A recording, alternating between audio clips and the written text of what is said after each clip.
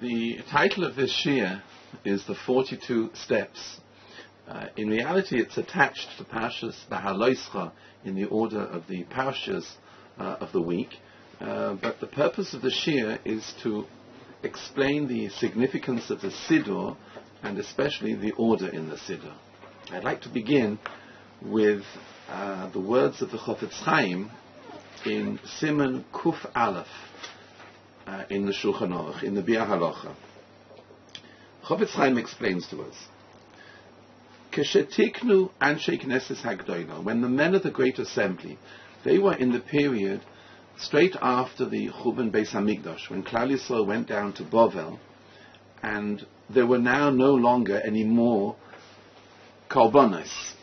As you know, the sacrifices were stopped in the Beis Hamikdash, and the men of the Great Assembly, the Anshe Knesses Hagdola, were designated with a monumental task.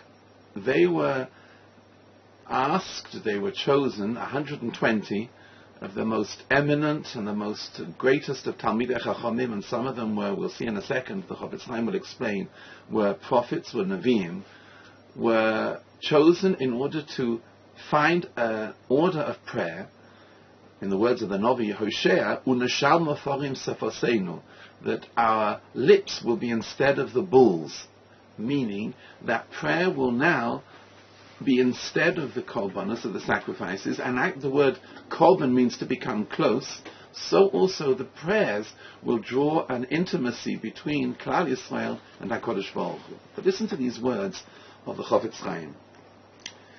When the men of the Great Assembly, Anshe Knesses Hagdola, Tiknu es nusach hatfila, the order of prayer, Hayu kuf kops geinim, there were 120 elders, umehem kama neviim, and some of them were prophets. Chagai, Malachi, Zechariah, Mordechai was also one of them as well, but several of them were prophets. Vehema nimnu, and they debated and discussed al kol bracha, and we're talking specifically here about Shemona Esrei, but all the Seder had tefillah, of course. But in this context, he's talking about each bracha in Shemona Esrei. B'teivoisecha, in the words, b'tzeirufe oisioisecha, and the letters which were used inside the prayers, b'kama soidos ne'elomus v'nisgavos, says the Chofetz Chaim.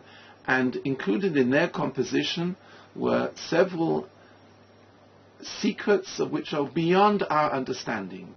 Unbelievable secrets were put inside the order of the siddur, so that, as we said beforehand, it would draw the people close to Hashem instead of a korban. And therefore, says the Chofetz Chaim, when we say these words,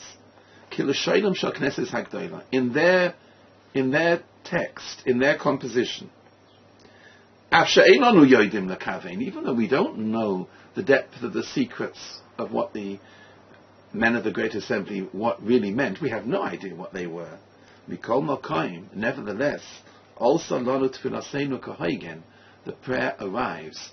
It gets there to where it's supposed to arrive, in front of the Kisei HaKovod, in front of Hashem. Why? Ki hatevos ba'atzmon, the words themselves, po'alin kedushosa nemala, they act and impact in a tremendous way in Shamayim. If we would daven in another language. Let me explain a little bit what the Chofetz Chaim means here. We're not here talking about the differences between Nusach Ashkenaz and Nusach Sfarad. There are differences in Shemona Esrei. That's a little bit like Beis Shammai, Beis Hillel, Elu ve'elu divrei Elokim Chaim. We're not interested in that. There are differences, but that's the difference in the Masorah. But if you're davening Nusach Ashkenaz, you'll daven as the Siddur says, or Nusach Sfarad or HaSfarad. That's the Masorah. That's the tradition. That's the heirloom of prayer that we have with each of these Nuschos. But we're saying something far deeper than this. Supposing you would say in the bracha in the morning, Tishma Hashem lekoil shelonu, which means in reality the same as Shma Kolenu, hear our voices. But you didn't say the words. It wouldn't work. It doesn't have the same impact. because the words of the Anshe Knesset Hagdolah were chosen, were debated. 120 of the most eminent Talmidei Chachamim, they decided that Shema Kolenu works and not Tishma L'Kol Shalanu. It doesn't work. You have to use the actual words that they say, and those words arrive. Perhaps we could even give a mashal.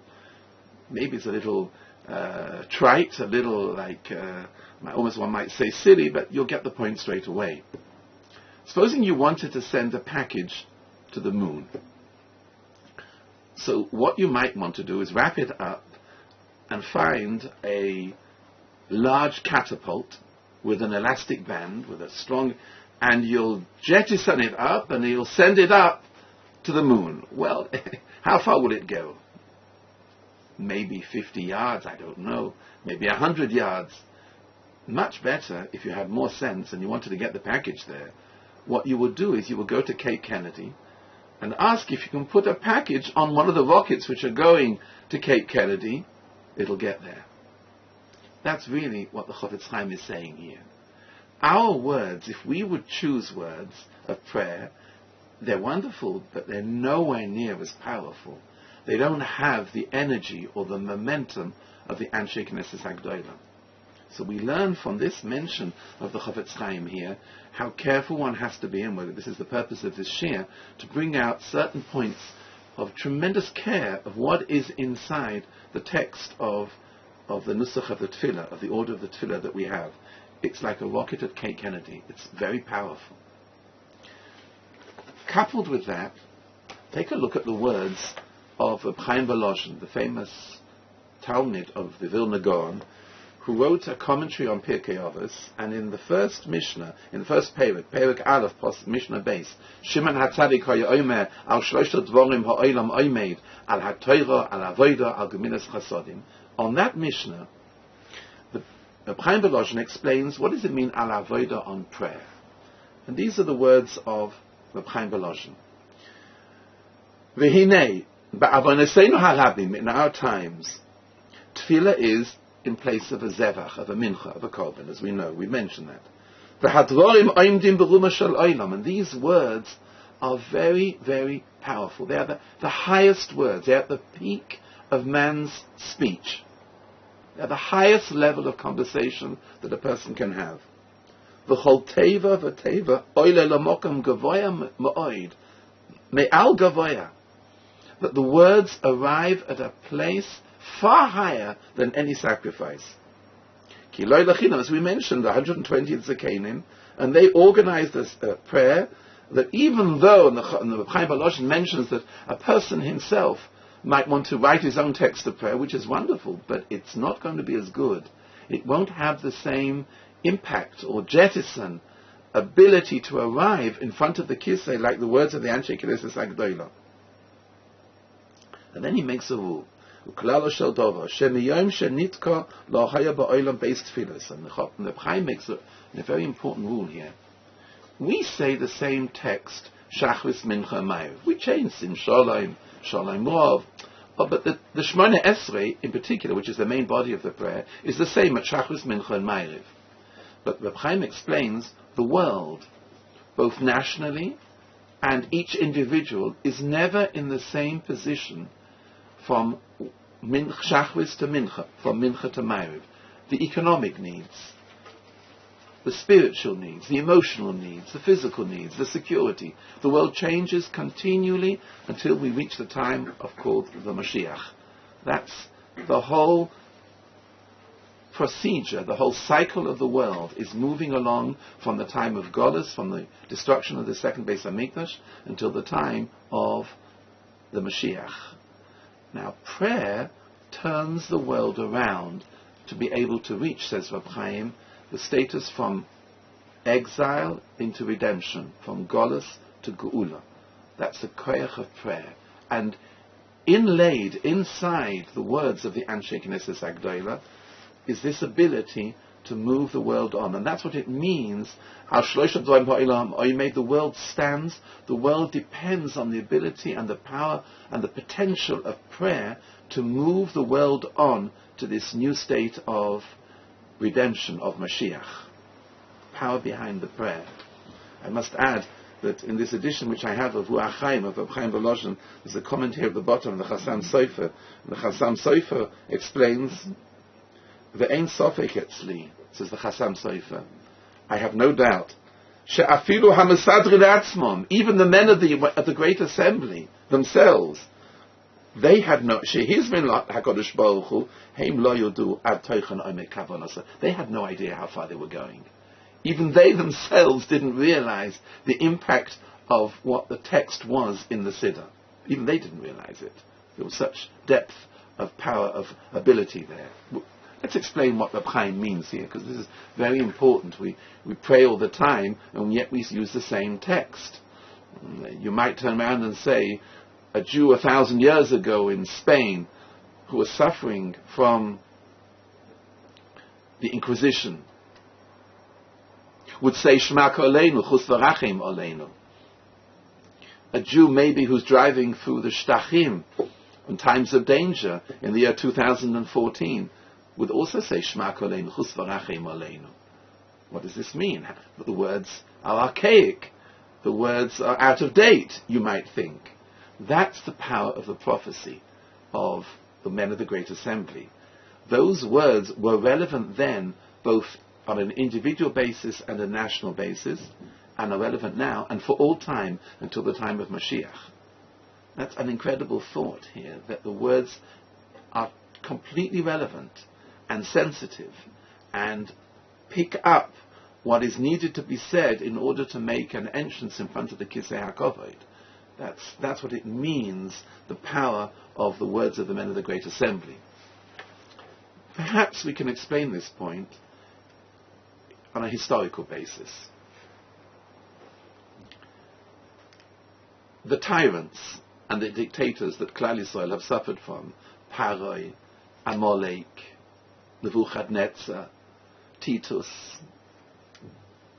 Haman, we're jumping Hitler, Al-Qaeda, throughout all generations, and the problems which Klal Yisrael have suffered, problems of persecution, problems of parnosa, making a living, problems of assimilation, problems of chinuch bonim, of children. These are enormous issues which Klal Yisrael have faced in the periods of Golus, in the periods of difficulties.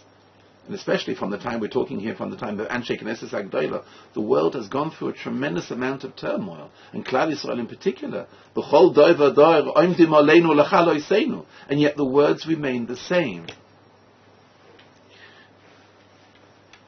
They say that Mark Twain and Winston Churchill both turned around and said that the survival of the Jewish nation is a wonder of civilization.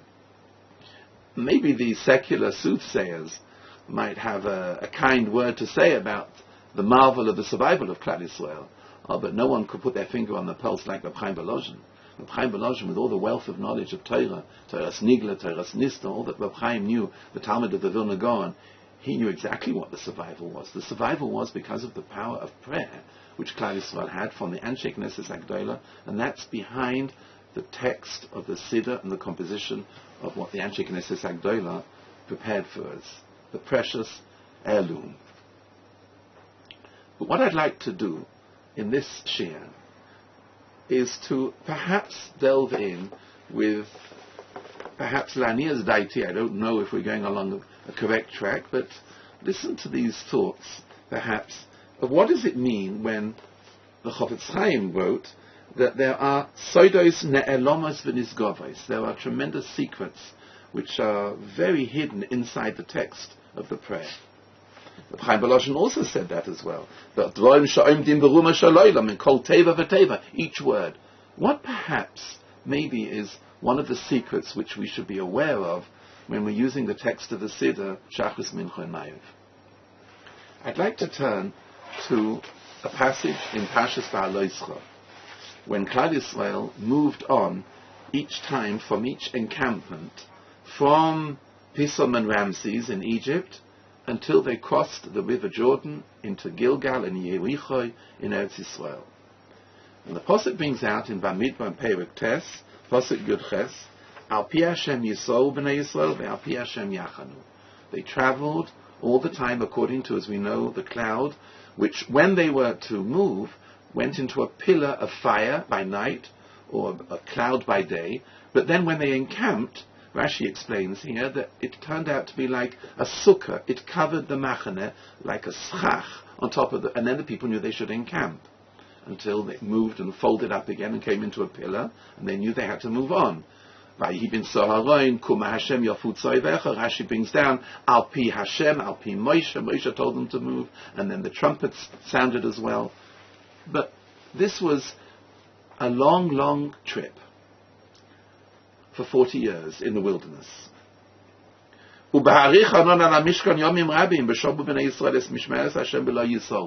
Fossil says they always stayed as long as it was necessary to stay. Sometimes it was a day, sometimes it was overnight, sometimes it was an extended period. And still Klal Yisrael kept loyally and devotedly to the words, to the pillar.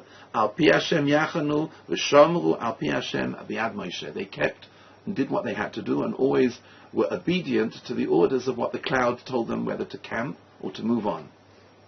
The Ramban, just here, Pasuk Yutes, brings down a little bit of detail which is important for us to know. Sometimes the Bnei Yisrael would arrive in a place which was frightening and terrifying in the wilderness, a desolate area in the wilderness, and they stayed there for a long time, and they had no choice.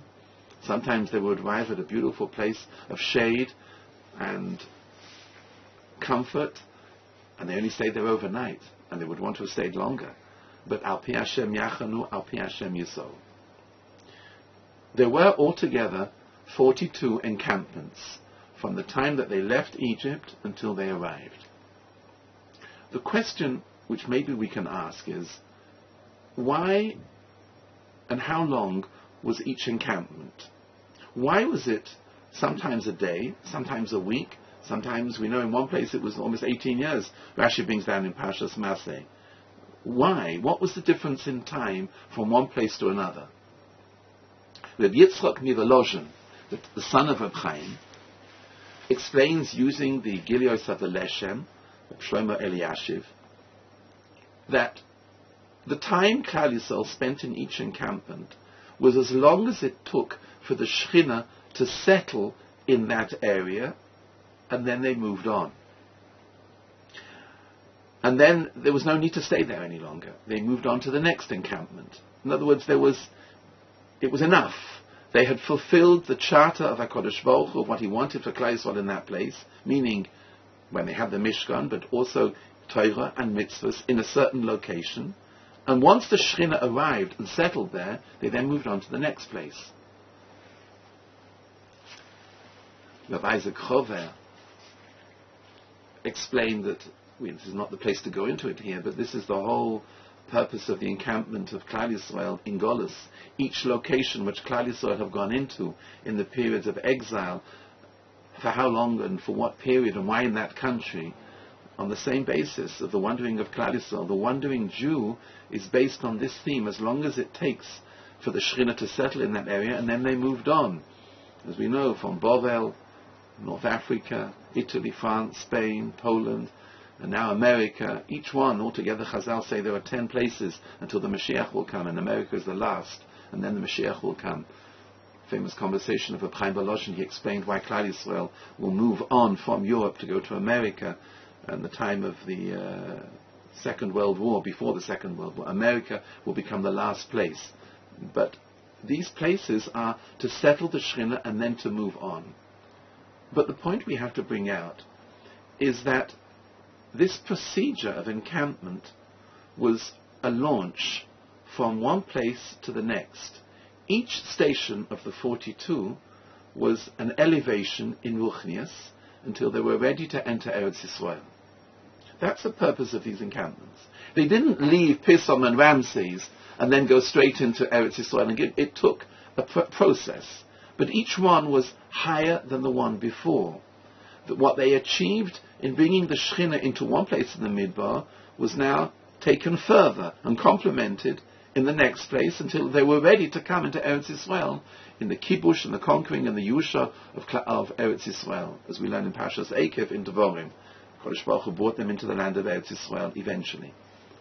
But the purpose of the number 42 is an elevator. It launches you from one level onto another one, onto a higher level.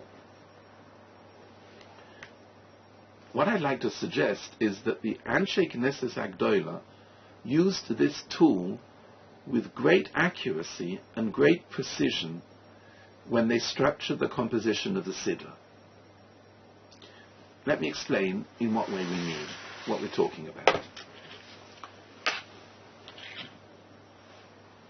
Reb Chaim Volozhin in Nefesh HaChaim, Shah Aleph Perek Kof, also in Shah Beis, also the Chayei Odom brings down in Klal Kof, in the Chayei Odom, that the siddur as we know it has 4 different areas, 4 divisions of growth in prayer.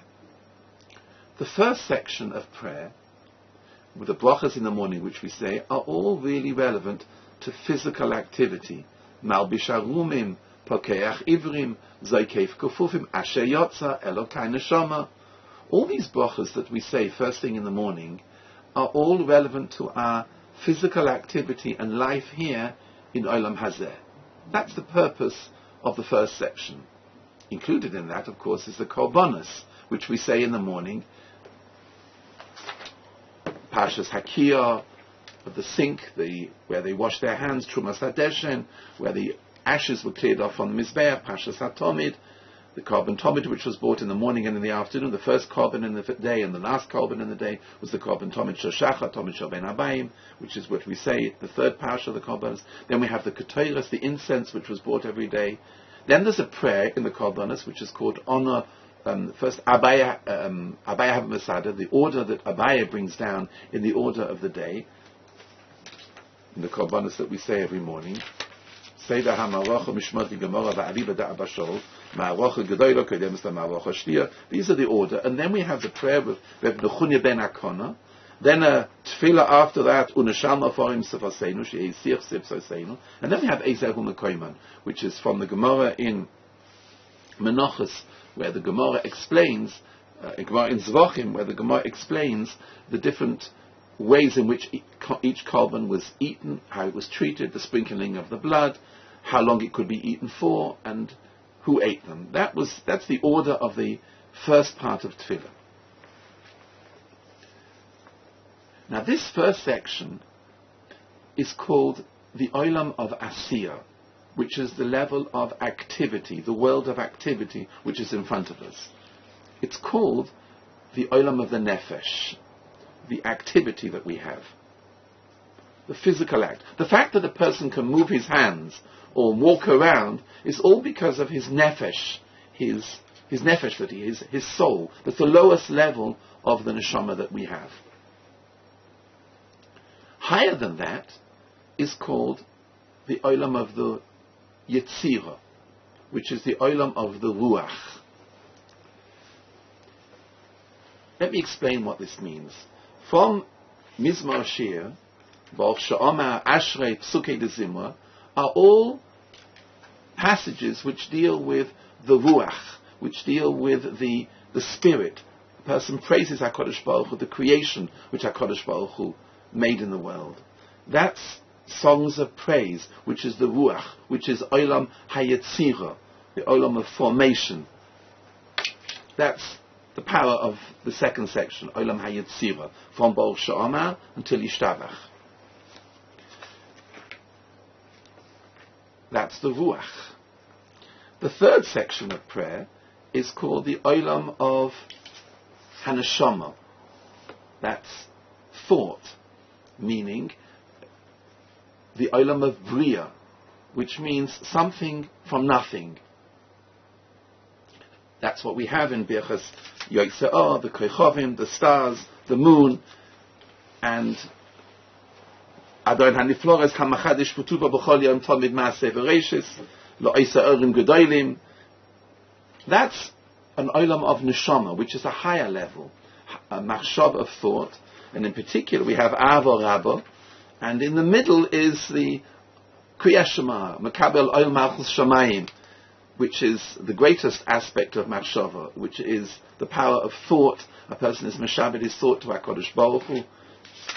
And then we come to the highest level, which is called Olam HaAtzilus, which is Shoresh Neshama, which is Shemona Esrei, where there's no movement, no activity, just a person saying the prayers himself, no distraction. That's the highest level of prayer which there is. The second division of Tefillah is called the Olam of Yetzirah, which is the Olam of Ruach, which starts with Bor She'omar and then ends with Yishtabach.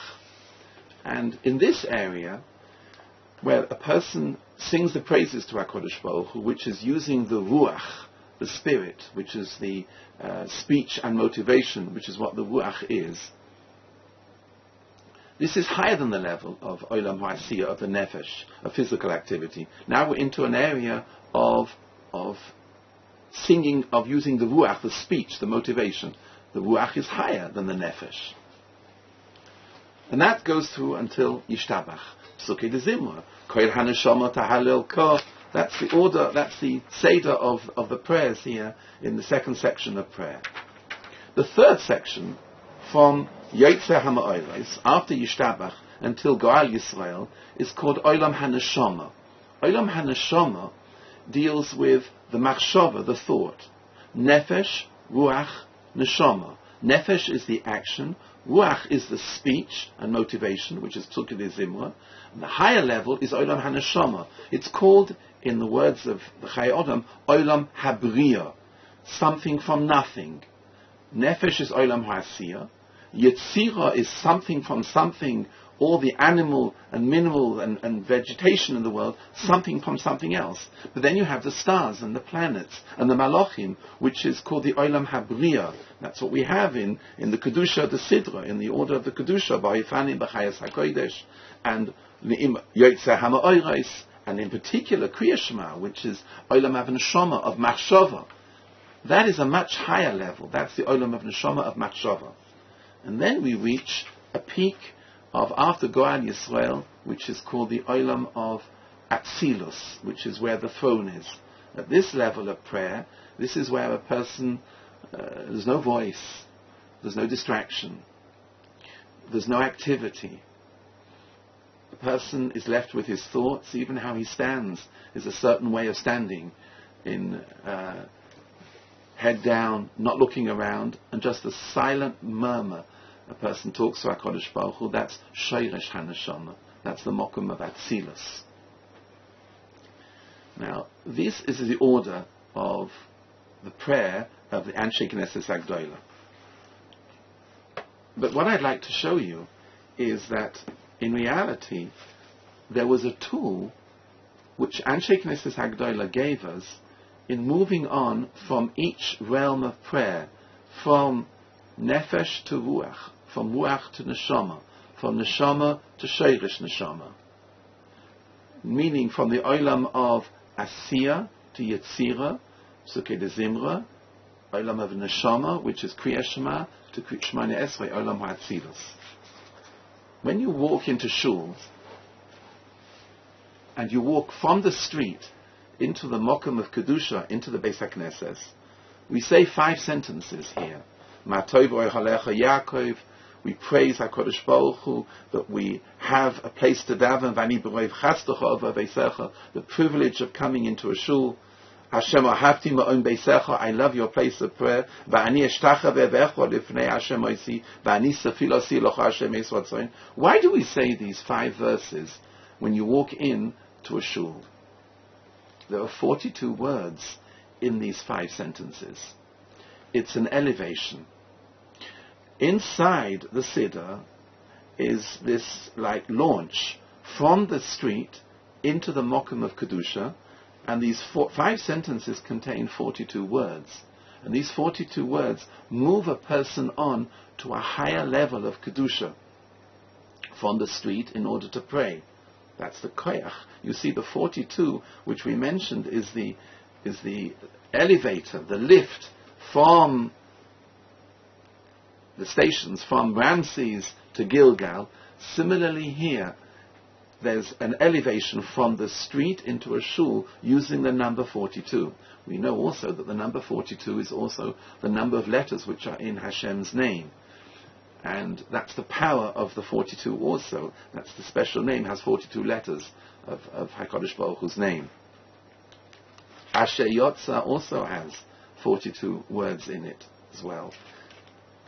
Maybe that's the reason why when you say Asher Yotza, you elevate, you lift the power of the guf from the most mundane activity when a person uses the bathroom to mafli la'asos, to recognize the chokhmah. Asher Yotza es odom b'chokhmah. That's the koyach of the bracha behind it. But let's move on, because inside this first section, where we mentioned were the brachas and then the korbanos, there is this prayer which in reality has nothing at all to do with the korbanos.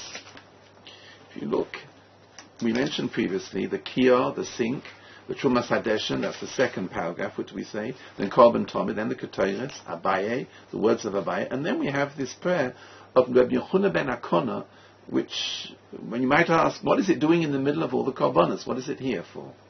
Rav Sadia Gaon explains that there are in Honor B'Koach 42 words, and they represent the 42 stations of Klal Yisrael as they moved from Ramses to Gilgal.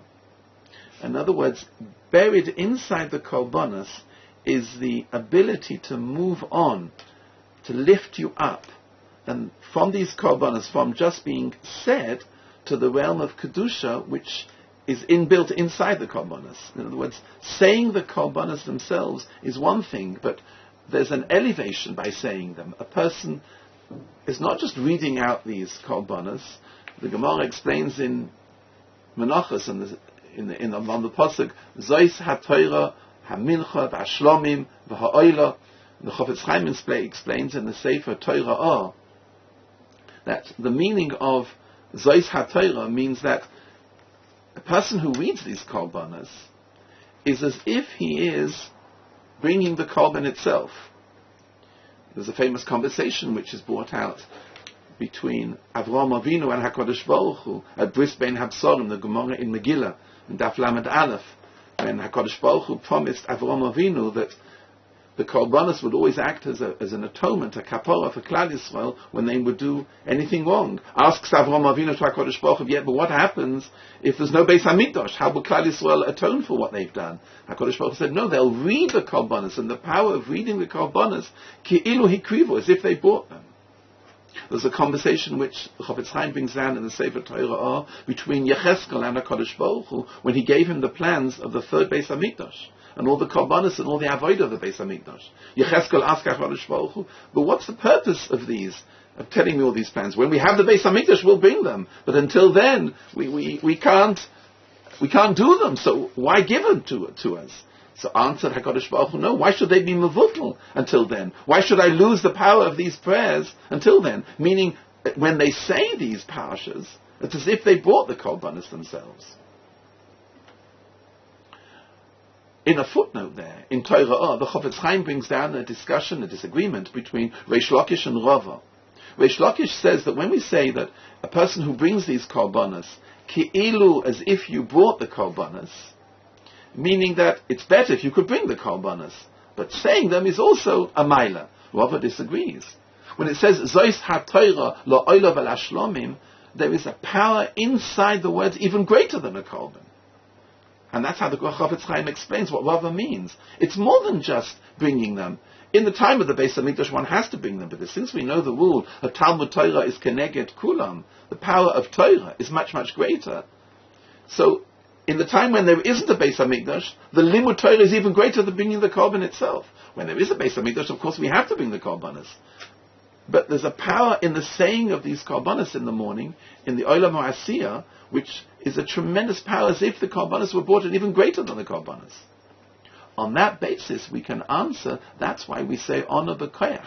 This elevation, this realm of Kedusha, which is so high in saying these prayers, that's what the 42 is there for. That's why we have the prayer of Reb Nechunya ben Akona here in the middle.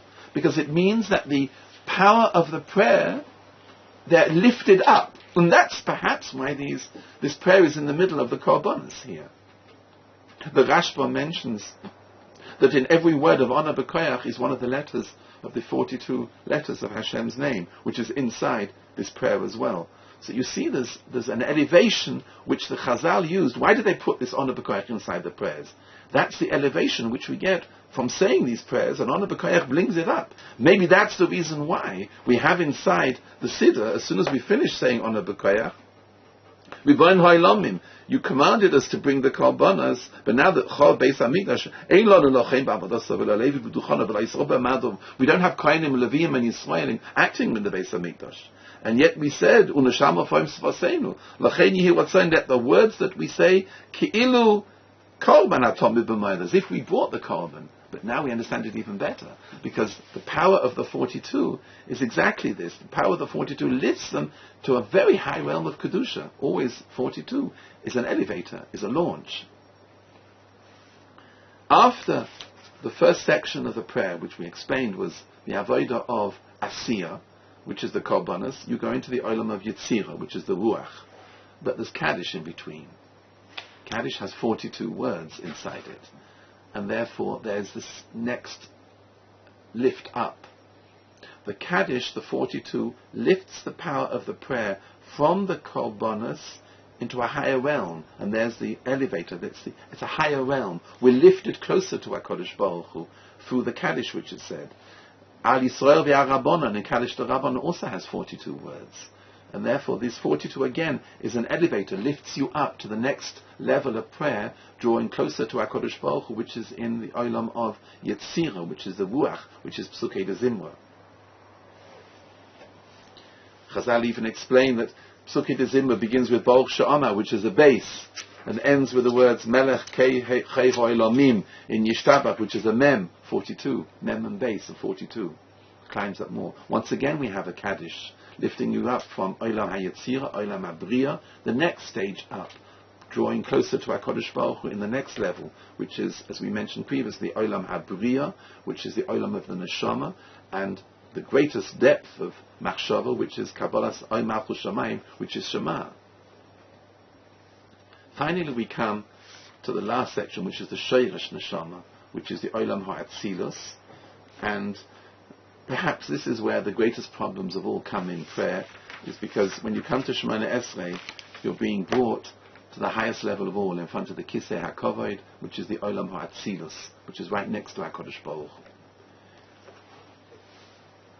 One of the greatest problems, of course, is a wandering mind. A person is distracted in his prayer, and he can't think straight.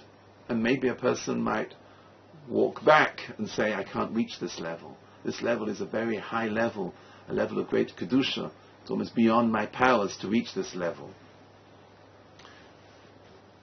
There's a passport which Anshe Knesset Agdola have given us in order to enter into the Olam HaAtzilus at the end of Ezras by Klal Yisrael.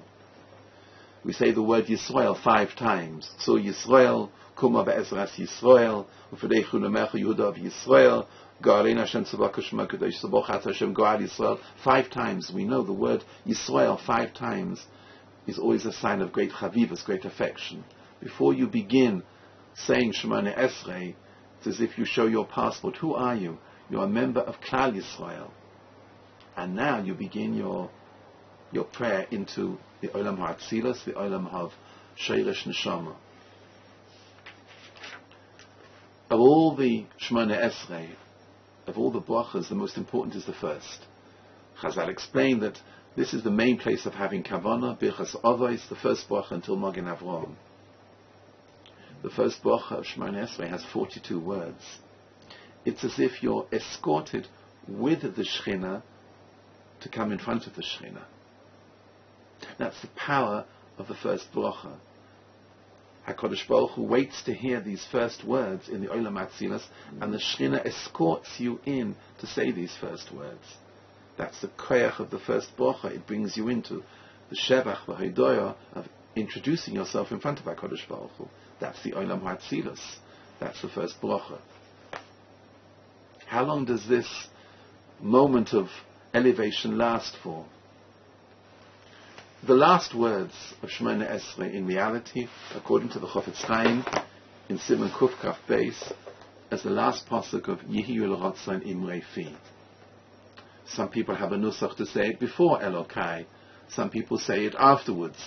But one thing is for sure, you can't say Kedusha or Kaddish until you've said Yehi Ratzon Imrei Fi.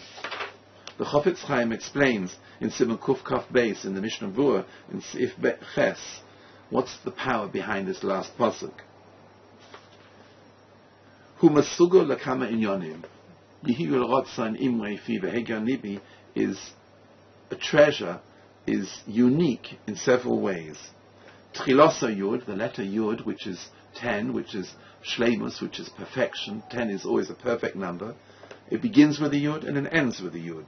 Tevosav Yud, and there were 10 words. The Asara Yud, and there were 10 Yuds. The Yeshbai Mem Beis Oisios, 42 letters. The Soidoi, Soid Godoi. And the Soid, he must mean here with the 42, is there are tremendous secrets inside this sentence here of Yehu L'Ratzon.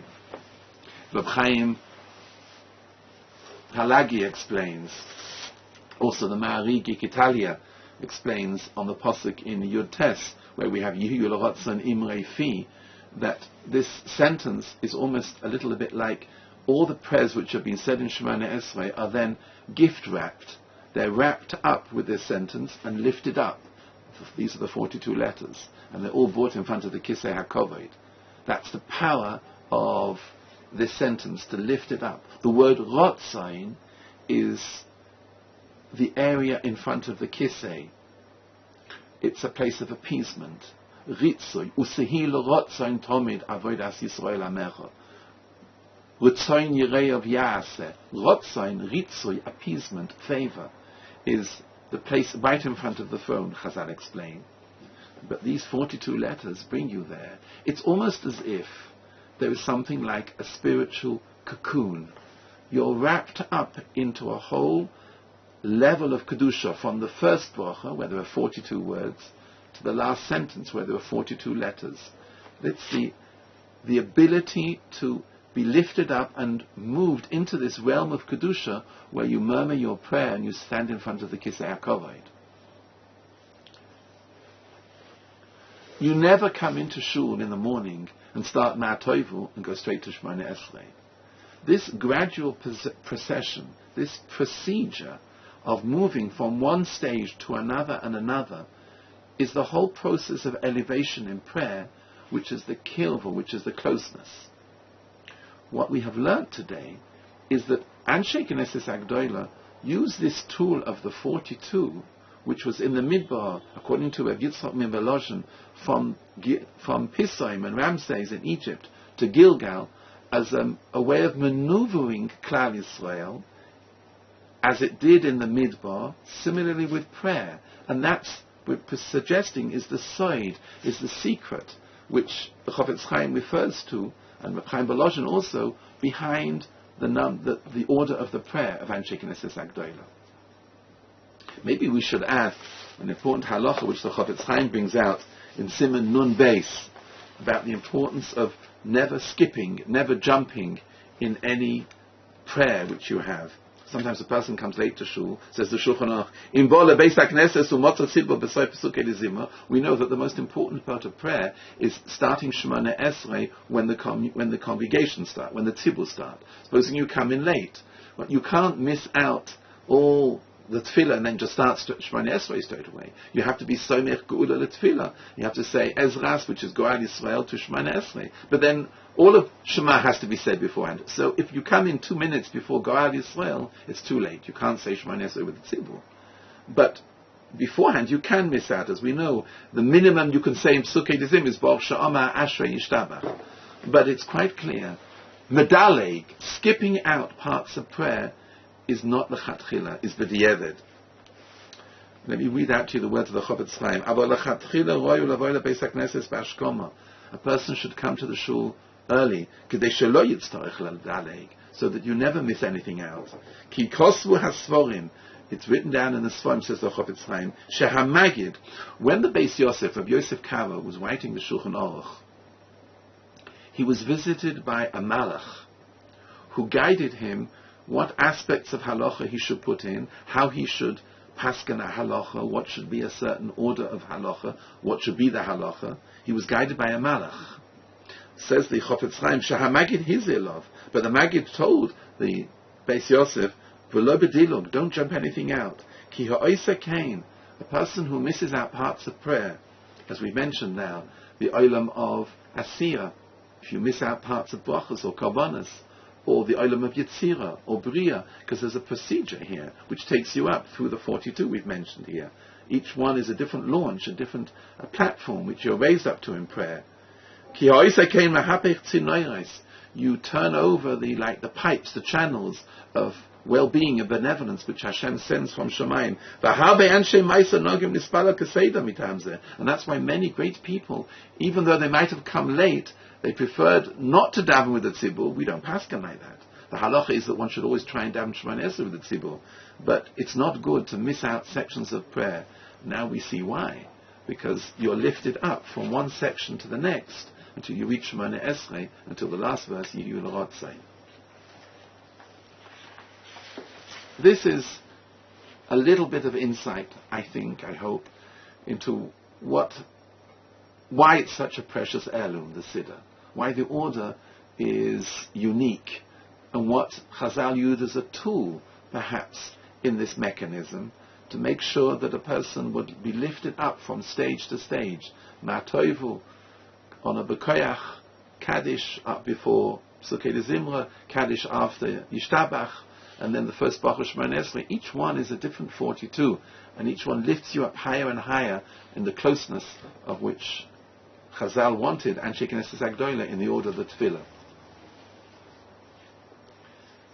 But when a person listens to a shiur like this and picks up these significance of the siddur and what's behind the siddur, it might be that you pull back and say, that's not for me.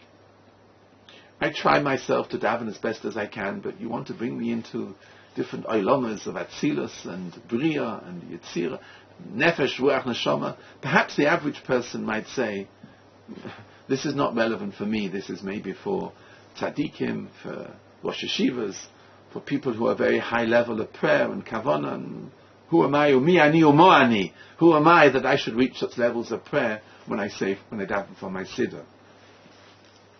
I'd like to share with you an incident that took place in America several years ago. And the story which I'm about to tell, I myself, when I heard it, I was a little skeptical of the story, and I would never repeat it in any shiur until I first of all heard and I met the person who it actually happened to. And all the facts that I'm about to say, I verified myself that they took place. He asked me not to reveal his name, but this is what happened to a student in a university in America. He was completing a course in psychiatry, many years of study, and at the end of the series of years of the studies that he completed, the university brought into the lecture theatre alternate forms of medicine, of treating in therapy, in hypnosis, in drugs, in natural herbs, and they brought in different lecturers to show how you can help with problems of psychiatry through different mediums and different ways of alternative medicine. They brought in at the end a grand witch, a famous witch in black magic and in supernatural aspects, all in Tumah. This is not a field for us, but a woman who had delved a great deal, and she was known as the witch, a grand witch in that area, in black magic. And she was asked to say 1 or 2 or 3 lectures, I don't remember how many he said, to show her powers in psychiatry. The lecture theatre had about 300 people sitting in the lecture theatre, and he was sitting in the room, this particular student, who had studied for 2 years, not more, as far as I remember, in Kol Torah Yeshiva in Beit Vegan, and then went back to university to study psychiatry. The witch gave her first lecture, demonstrating the powers of black magic in psychiatry, and at the end, she turned around and mentioned to the students, about 200 or 300 in the lecture theatre, that I'd like to demonstrate to you now my powers, what I can do. Please raise your hand. A few students raised their hand. She looked at the student, stared at him for a minute or two, and then revealed something of personal and confidential information. Evidently, she had a power, by looking through black magic and staring at a person, to read what it means, the mind, I don't know, but through koiches of tumah, of magic, of witchcraft, she had the ability to see into a person's mind. He was askance, he didn't believe, he was very skeptical about it. And the second lecture she did the same thing. But as he was watching her, he noticed that whenever she looked for volunteers, he was sitting at the back on the left, she always turned to the volunteers on the right and never faced in his direction. And he thought it was strange. He wondered maybe she was avoiding him. He asked the professor if he can have permission that if she asks again for volunteers to read their mind, whatever she was doing, that no one in the class should put their hands up but him, and she would be forced to look at him, because he thought she was avoiding him. The professor agreed, and when it came to the next lecture, she asked for volunteers, and he was the only one with his hand up. She got very agitated. She was upset, and she said, there's no volunteers, no one's coming forward. And the professor said, well, there is somebody at the back there. He's had his hand raised. She said, but there's nobody else, and she was reluctant to turn in his direction. She had no choice. She turned and faced him. She turned white, she vomited in front of the class, and fainted. They called the first aid unit, they called the medical people, they revived her. And they asked her, what happened? She said, as soon as I came into the lecture theatre the first time, I realized that somebody was inhibiting my powers, and I realized it was him when you asked me to read him. And the professor asked, why, what is it so unique about him? And she said, no, him I can't read. And these were her words. He's an Orthodox Jew who believes in God and prays to God. I can't read him. Where there's a mokum of tumah, she didn't have the ability to act. Her tumah didn't reach to somebody who prays. Remarkable point we're bringing out here, that he wasn't by any means one of the great tzaddikim in Klal Yisrael. He was a yeshiva bocher who had learnt 2 years or so. He davened every day. He learnt Torah, put on tefillin. But she said she couldn't touch him. He was beyond her powers. He disturbed her. A year or two later, he came to Eretz Yisrael and was taken in to Rav Shach, Zecher Tzadik Livrocha, in Ponevezh Yeshiva, to tell over the Maisa of what had happened.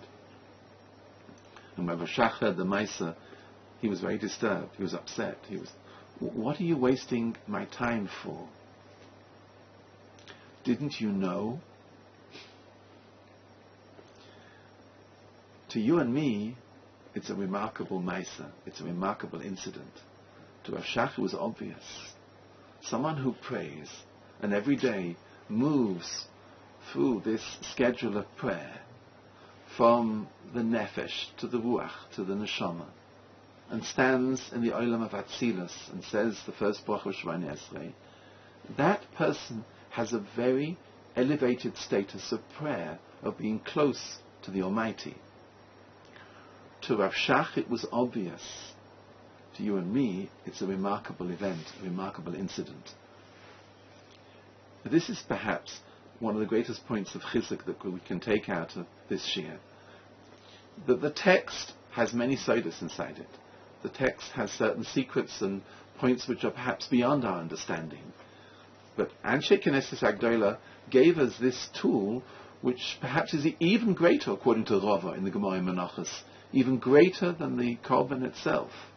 And when a Jew stands there with a sincerity and devotion, and prays the words, and goes through the procedure and the process every single day, he is literally, the words are Devarim Sha'imdim Beruma Shal Eilam, and he himself is Beruma Shal Eilam, at the heights of the world, the conversation of prayer, and that's the quality of the 42 steps, which applying them into the prayers into the points of the siddur, we realize what it is when we pray and the power of chizuk that we have in our prayer.